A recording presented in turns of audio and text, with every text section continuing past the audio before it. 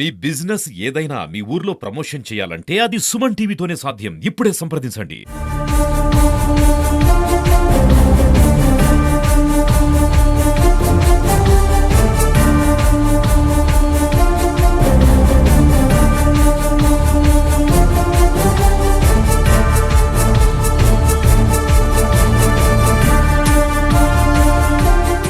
Hello viewers, welcome to Suman TV.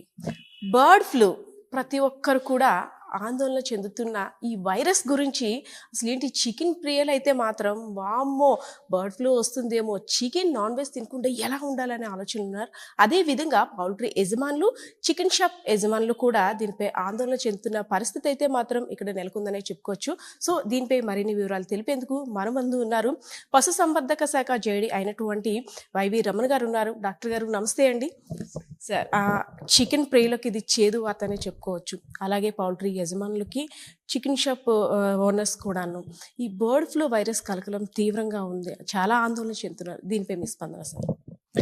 Bird flu అన్నది ఈ virus మనకి ఈ 4-5 రోజులుగా పశ్చిమ గోదావరి, తూర్పు గోదావరి వంటి కొన్ని ఆ జిల్లాల్లో కొన్ని ఫారాల్లో గుర్తించడం జరిగింది.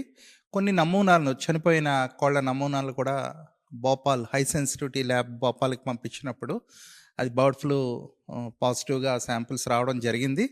అక్కడ ఎక్కడైతే ఏ ఫారంలో ఈ కోళ్ళు చనిపోయి పాజిటివ్ రిపోర్ట్ వచ్చిందో ఆ ఫారంలో చనిపోయిన కోళ్లను, అలాగే అక్కడ మిగిలిన కోళ్లను కూడా మనం ఏం చేయాలంటే వాటిని బాగా డీప్గా, బాగా లోతైన గొయ్యి తీసి దానిలో యాంటీసెప్టిక్ లోషన్ కానీ లేకపోతే బ్లీచింగ్ పౌడర్ లాంటిది కానీ వేసి వాటిని పూడ్చివేశారు.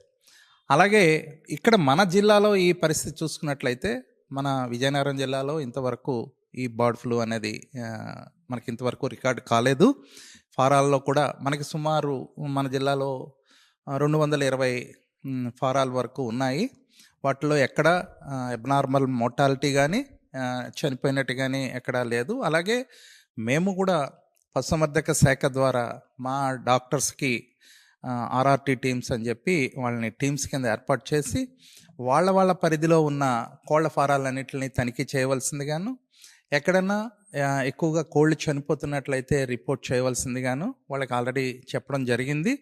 ఇంతవరకు మన జిల్లాలో ఎటువంటి మరణాలు లేవు. ఎవరు దాని గురించి ఆందోళన చెందవలసిన అవసరం కూడా లేదు. బర్డ్ ఫ్లూ వైరస్ అనేది అసలు దేని వల్ల వస్తుంది సార్? బర్డ్ ఫ్లూ యాక్చువల్గా మనకి ఈసారి మనకి రావడానికి ముఖ్యంగా కారణం ఏంటంటే, ఈ కొల్లేరు ప్రాంతం నుంచి వలస వచ్చిన వలస పక్షులు వాటి డ్రాప్లెట్స్, అంటే అవి ఒక ప్రాంతం నుంచి ఒక ప్రాంతానికి ఎగురుతున్నప్పుడు వాటి రెట్ట కింద పడినప్పుడు దాంట్లో ఈ వైరస్ ఉండడం జరుగుతుంది.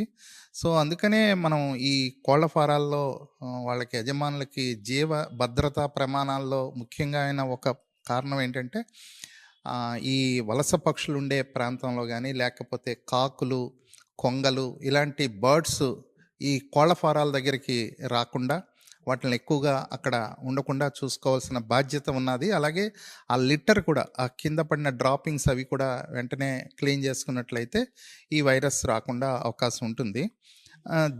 కోళ్ల ఫారాల్లో మనం మెయిన్గా ఈ భద్రతా ప్రమాణాలు పాటించాలంటే, ఇప్పుడు ఈ వైరస్ వచ్చిన ప్రాంతం నుంచి వేరే ప్రాంతానికి ఎటువంటి వాహనాలని, అంటే ఆ షెడ్లోకి రానివ్వకుండా చూసుకోవడం, అలాగే కొత్త వ్యక్తుల్ని ఫారంలోకి రాకుండా చూసుకోవడం, అలాగే కోళ్ల ఫారంలోకి ఎంటర్ అయ్యేటప్పుడు అక్కడ ఫుట్ అక్కడ ఒకటి ఏర్పాటు చేసి యాంటీసెప్టిక్ లోషన్లో కాళ్ళు చేతులు కడుక్కున్న తర్వాతే ఫారంలోకి ఎంటర్ చేయాలి. అలాగే జబ్బుతో బాధపడుతున్న ప్రాంతం నుంచి ఎటువంటి కోళ్ళను కానీ గుడ్లను కానీ సరఫరా చేయకుండా ఉంటే మంచిది. మెయిన్గా ఈ వలస పక్షుల వలన ఇప్పుడు ఈ వ్యాధి వచ్చినట్లుగా నిర్ధారణ జరిగింది. మీరు అనేటట్టు వేరే ప్రాంతంలో ఇది నమోదైంది. బట్ ఏంటంటే విజయనగరం ప్రాంతం, ఉమ్మడి విజయనగరం జిల్లా ప్రాంతవాసులు భయాందోళన, చికెన్ తినకూడదు అండ్ ఎగ్స్ కూడా కొన్ని రోజులు అవాయిడ్ చెయ్యండి అని ప్రభుత్వం ఆదేశాలు జారీ చేసిందంటూ సోషల్ మీడియాలో వార్తలైతే చక్కర్లు కొడుతున్నాయి. ఇది ఎంతవరకు వాస్తవం సార్? ఇది చాలా వరకు అపోహ అండి ఇది. ఎందుకంటే ఈవెన్ అక్కడ ఎక్కడైతే ఈ మరణాలు సంభవించి ఆ కోళ్లలో ఈ వైరస్ ఉన్నట్టు నిర్ధారణ అయిన ప్రాంతంలో కూడా 1 కిలోమీటర్ పరిధిలో ఉన్న కోళ్లన్నిటిని తీసివేయడం జరిగింది. అవి కూడా కొన్ని 4-5 లక్షల్లోనే, అంటే సోషల్ మీడియాలో వచ్చినట్లుగా 40 లక్షలు 50 లక్షలు కాదు. దీని మీద గౌరవ మంత్రివర్యులు అలాగే డైరెక్టర్ గారు కూడా దీని మీద వివరణ ఇవ్వడం జరిగింది. 1 కిలోమీటర్ పరిధిలో ఉన్న కోళ్ల ఫారాల్లో ఉన్న కోళ్ళని గుడ్లని అన్నిటిని తీసివేసి పూడ్చివేయడం జరిగింది. అలాగే అక్కడి నుంచి 10 కిలోమీటర్ పరిధిలో ఉన్న కోళ్లను సర్వేలెన్స్ ఏరియా అంటారు. ఒక 10 కిలోమీటర్ పరిధిలో ఉన్న ఫారాలన్నింటినీ కూడా చెక్ చేసి అక్కడ కూడా కొద్దిగా విజిలెంట్గా ఉండి ఎటువంటి మరణాలైనా సంభవించినట్లయితే ఇమీడియట్గా అక్కడ కూడా కల్లింగ్ ఆపరేషన్లు చేసే పద్ధతిని కొనసాగిస్తున్నారు. మన జిల్లా వరకు చూసుకున్నట్లయితే ఇంతవరకు మనకి లేవు. రెండోది, ఉడికించిన గుడ్లు మాంసం తీసుకున్నట్లయితే ఎటువంటి బర్డ్ ఫ్లూ వ్యాధి మనుషులకు సోకే అవకాశం లేదు. ఇది సైంటిఫిక్గా కూడా ప్రూవెన్ థింగ్ అండి.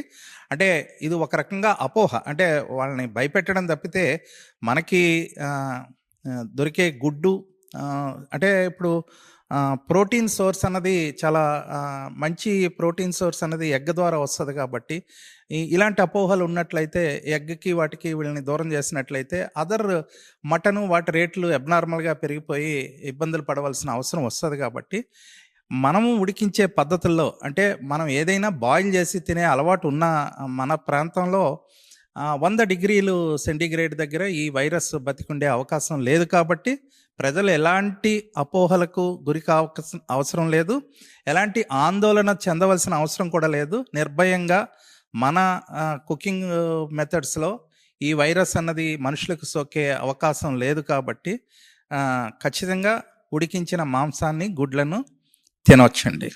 సార్, పౌల్ట్రీ అనేసరికి కొంతమంది బిజినెస్ ఏ విధంగా ఉంటుందంటే ఇటు కోళ్ళ వ్యాపారం, అదేవిధంగా యానిమల్స్ పశువులు కూడా పెంచుతుంటుంటారు. సో దీని నుండి అంటే కోళ్ళ నుండి బర్డ్ ఫ్లూ ఏమైనా గేదెలకు కానీ ఆవులకు కానీ మేకలకు గొర్రెలకి వాటికి వచ్చే అవకాశం ఉంటుందా? లేదండి. అంటే ఇది జూనోటిక్, అంటే కోళ్ళ నుంచి మనుషులకి వచ్చే అవకాశం కొద్దిగా ఉంది. కానీ కోళ్ళ నుంచి పశువులకి వ్యాధి సోకే అవకాశం అయితే లేదు. అంటే ఇక్కడ కూడా ఏంటంటే ఆ వ్యాధి సోకిన ఫారంలో పనిచేస్తున్న అక్కడున్న లేబర్ కానీ వాటి యజమానులు కానీ కొద్దిగా జాగ్రత్తలు తీసుకోవడం, అంటే యాంటీసెప్టిక్ లోషన్తో అది చేతులు కడుక్కోవడం, మాస్కులు అవి ఉపయోగించకపోతే ఇది ఫ్లూ వైరస్ కాబట్టి వాళ్ళలో కొద్దిగా గొంతు నొప్పి, జ్వరం రావడం, కళ్ళు మండడం, అలాంటి కొద్దిగా శ్వాసకోశ ఇబ్బందులు పడడం లాంటి మైనర్ లక్షణాలు కనిపించవచ్చు తప్పితే ఇంతవరకు ఈ బర్డ్ ఫ్లూ వ్యాధి వలన మన దగ్గర కానీ లేకపోతే వేరే జిల్లాల్లో కూడా ఎటువంటి మరణాలు లేవు. అలాగే సోకి ఇబ్బంది పడుతున్న కేసులు కూడా ఇంతవరకు రికార్డ్ చేయలేదండి. Thank you so much. So ఏదైనా మన ఆరోగ్యం మన బాధ్యత. బర్డ్ ఫ్లూ గురించి ఎవరైతే కలకలం చెందుతున్నారో ప్రతి ఒక్కరు కూడా ఆహారాన్ని సరైన పద్ధతిలో ఉడికించి తిన్నట్టయితే ఎటువంటి వ్యాధి సోకే అవకాశం లేదంటున్నారు ఇక్కడైతే ఉన్న వైద్య నిపుణులు. సో పరిస్థితి అయితే ఇది. కెమెరా పర్సన్ బాలకిషోర్తో పద్మ, సుమన్ టీవీ, విజయనగరం.